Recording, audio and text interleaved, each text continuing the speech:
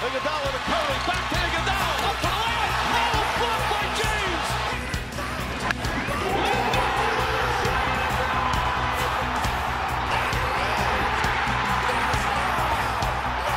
Touchdown with a new shot clock.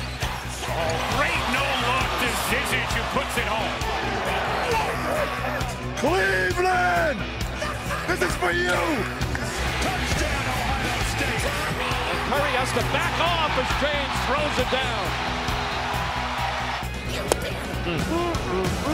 Struck him out looking. That's his 10th strikeout of the night. Braxton Miller is loose. Spin move! Miller headed for the end zone! Edwin drills it. Deep left. It is gone, and the Indians win it. Smith, alley-oop to James. Wow. Next thing you go up initially, he's going to take a shot. Has Samano under it. Has his man Kaiser. Perfectly thrown pass to Gordon. Touchdown, Cleveland.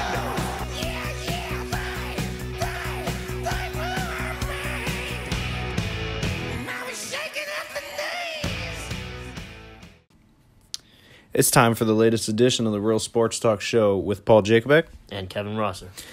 And we have a great show planned for you today as we are going to go ahead and get you ready for the last month of the season. It is finally time to talk about September baseball with the Cleveland Indians. And it's time to go ahead and talk about how we ended the month of August. The Indians made a big splash, which I kind of gave up hope. I didn't think that they were going to do anything. And Rosser, I don't know if you were kind of watching, but I was sitting here all night trying to watch the waiver wire, trying to see what was going to happen. And then towards the end of the night, boom, breaking news happened. Yeah, pretty very close to the stroke of midnight. It's actually towards the end of that Indians game we found out that the Indians had acquired Josh Donaldson from the Toronto Blue Jays. Former American League MVP, obviously not at 100%. He's dealing with some calf issues. He's playing a rehab game down in AA in Columbus, AAA, I should say, in Columbus today. I don't know what to expect out of it at all. There's a lot of ifs.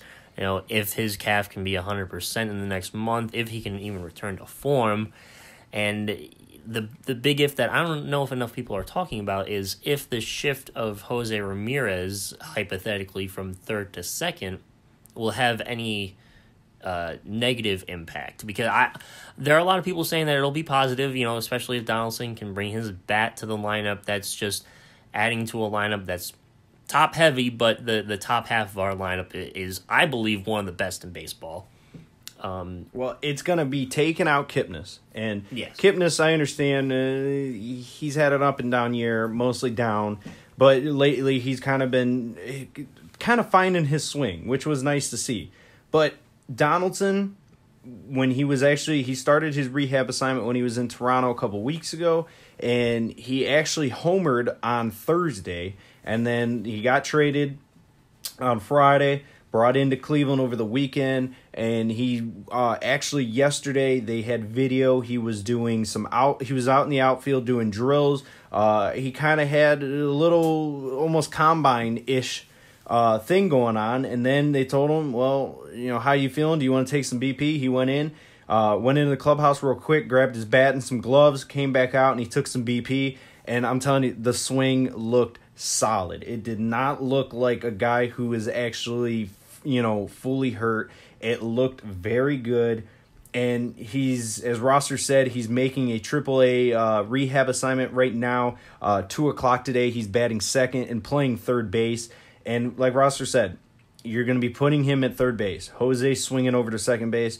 And if any of you guys get bored, if you want to see how fun it's going to be watching Jose and watching Lindor up the middle, go watch the replay of their double play that they turned against Kansas City last year, because that was one of the craziest things, watching them do that. And Jose's faster and better, just a better all-around player than Kipnis. Kipnis has been struggling on defense this year. Simple pop-ups we've seen him miss. So, yeah, it sucks. Kipnis is a fan favorite, but he's going to be out there now shagging fly balls, and I'm happy to see it.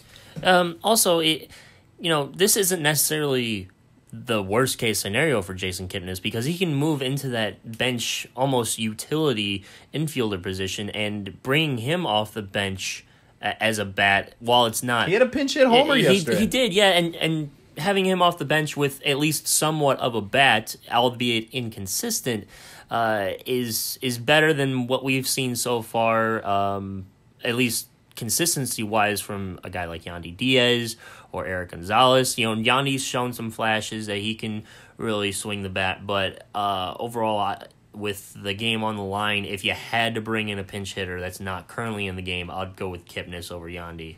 Now, one of the biggest things that I was listening to was MLB Network the other night, and they had a really good piece about Josh Donaldson on how him and Edwin Encarnacion, when they were teammates in Toronto, one of the biggest things that they did were studying the pitchers. They knew every series what their pitchers were going to be bringing them. And there are a couple people I've heard. Well, you saw him in the Toronto series against Cleveland in 2016. You got to remember, in 2016, Cleveland pitching was amazing. Mm-hmm. Andrew Miller was disgusting. What MVP did he bring home during that? The ALCS? I mean, this guy was lights out. And I'm pretty sure Donaldson still homered in the series. Yeah, they lost the series to Cleveland and we went on to the World Series. But Donaldson in the postseason, the guy's no slouch. This guy is nasty in the postseason. And if he comes back to regular form, this offense is going to be electric. Now, we know many teams have made moves. And, New York made many moves. Boston made a couple. The Dodgers made the big one in acquiring Manny Machado. There was a lot of moves made. But right now, with what the Indians have, you have Trevor Bauer coming back. You have Miller just threw again yesterday from 75 feet. Things are starting to fall into place right now, and it's coming at the right time. It is coming into the right time overall, but we've seen recently they've had some struggles against some lesser competition. For example, that's the thing though, is right now you can just mess around. You have a 30-game lead in the division. I don't think that you're even seeing them trying right now. They're going out and they're just trying to get everything sound. I think you're trying to see teams. You're trying to see them do things at the plate where they're trying to get themselves ready. I don't think we're like when they play Kansas City. I don't think they give a shit what's going on. I think that they're just out there just playing baseball right now. I don't think they're trying to go on a 20-game win streak like they did last year. Well, one can hope that, but there's also little things that it's very troubling to see, like seeing Carrasco giving up a couple home runs yesterday. Him struggling to find that one pitch that can put a guy away. And when you're facing 17 wins. He does, but it all has to translate and move smoothly over this next month. Otherwise, you're going to be throwing cold arms and swinging cold bats heading into October, and teams that come into October on a skid typically don't do well. They have a month to get ready for... And you still, and the thing is what was the biggest thing when they played Boston in a 4-game series? Do not get swept and at least split. They won the first 2 games, and they were huge games. They were huge games. And then the rest of the series, it kind of seemed like they just coasted. And I loved it because you went in, you asserted your dominance that when you got to go and you got to turn this up, they did it. And there are also plays here and there in that series, especially Greg Allen. I mean, the impact that he's made defensively so far. The hitting, the defense, the speed. I mean, he's everything. He's got almost everything you could possibly want out of a center fielder, especially as a rookie. With all the injuries that the Indians have had this year, especially in the outfield, to have him come in and make the impact that he's made, and not to downplay Melky Cabrera either. I mean, he's shown defensively that his arm yesterday. Oh yes, that Liddy was not even a one-hopper. That was right on the money. And that's not even the first one he's made since coming to Cleveland. That's the thing. I was telling Cody about it yesterday. I said, Melky Cabrera's age keeps going up, but every year people doubt what he still has, but you can never doubt his arm. No, you can't. Never. And to round those two into, making a trio with Michael Brantley, the season that he's had, coming back and becoming an all-star once again, really anchoring that left side of the field. He's been good defensively. Certainly not the best defensive left fielder in the game, but a solid guy that you can depend on. Righties come up, they're going to pull in the left field, and chances are good that Brantley's going to make the play. Now, before we start to get to the end of the show, is it time to fully give up on Lonnie Chisenhall? That's tough. I don't think it is. I think it's 100% time to give up on him. I don't think it's tough at all. I think the guy is absolutely injury prone, and when he comes back, it's, well, all right, let's put Lonnie in, and Lonnie goes on a huge skid of doing nothing. I think it's time to fully give up on him. But here's the thing, I think he's going to stick around because of 2016 and how loyal of a manager Tito is. If Lonnie can come back... You want to see how loyal Tito is? See if Josh Tomlin makes the postseason roster. That's the thing, he very well He's might. He's not going to come close. I hope not, and I don't think so, but deep down, there's still a possibility. He's given up like 30 homers in his last 30 appearances. There's no way he's coming in. But that's why Cody Allen is still pitching in the situations that he's pitching. Cody Allen's still a winner. Like, Cody Allen still has shown this year that he can go out there and get 1, 2, 3 outs in an inning, and that's it. Josh Tomlin has been terrible the entire year. Cody Allen opened up the year 15 of 15 on saves. And the thing is he hasn't even really blown that many saves. He's just looked bad in non-save appearances. He might be the worst closer in the history of baseball when it's a non-closing situation. Well, then why do you keep bringing in these other closers? I don't... Like who? Like Brad Hand. That's it. They bring in one other guy, and that's because you're playing the lineup. One guy pitches the 8th, one guy pitches the 9th. Brad Hand most of the time has been pitching the 8th inning because there's no lefties coming, or there's a lefty maybe coming up in the lineup. So they give it to Cody Allen. That's how the situation has been the entire year, except for the past week. They've been kind of going with Hand as the closer, and they're trying to get Cody Allen to pitch out of the funkies in. I'm worried because Tito is not a guy exactly known for purely playing the hot hand. And I'm worried that if Cody Allen cannot get things together in this last month and coming in October when you're playing a lineup as stacked as perhaps it's either going to be the Astros or the Red Sox at this point. And why wouldn't it be the Yankees? It could be anybody. Yankees too, but I'm saying in postseason baseball, it could be the fucking Oakland A's. I'm talking about that first series. It's shaping up to be a very stacked lineup no matter who you play. So you better be sure that the guys that you're throwing towards the end of the game, 7th, 8th, 9th, that those guys are rock solid, that they have their stuff on lockdown, that they have their location in check, that they have their velocity in check. Well, yeah, but so you're telling me that you still think that... you telling me that you think Josh Tomlin is actually going to get the nod to be on the team? I'm not saying that he will. I'm not saying it wouldn't blow me out of the water if he does, because... I think if Josh Tomlin makes the team, I think I might have to start getting into a nice little Twitter war, because Josh Tomlin is horrible. The fact that he even is on the roster right now is sad. I don't care if the dude's in the clubhouse every day playing Scrabble with Tito. That is sad because Josh Tomlin is not a major league pitcher anymore. He's never had speed, so he's had to be a control pitcher. He's had to be a location pitcher. And when you lose that, your career's over, and he's completely lost it. So Josh Tomlin, hopefully he's not on the postseason roster. I'm still nervous about Simber being on the postseason roster. And then you have Brad Hand, who basically we traded Mejia for Brad Hand straight up. So we have, hopefully Brad Hand is now what we did with Andrew Miller when we traded for him with Clint Frazier, because that's basically what happened. So as the end of the month turns down and we get into October baseball, it's going to be huge for the Indians to make sure, as Roster said, that they continue to play great fundamental baseball. It's not stupid shit going on out there, and they continue to keep this train going. And hopefully Josh Donaldson comes back into form and he is the dominant third baseman as he's always been.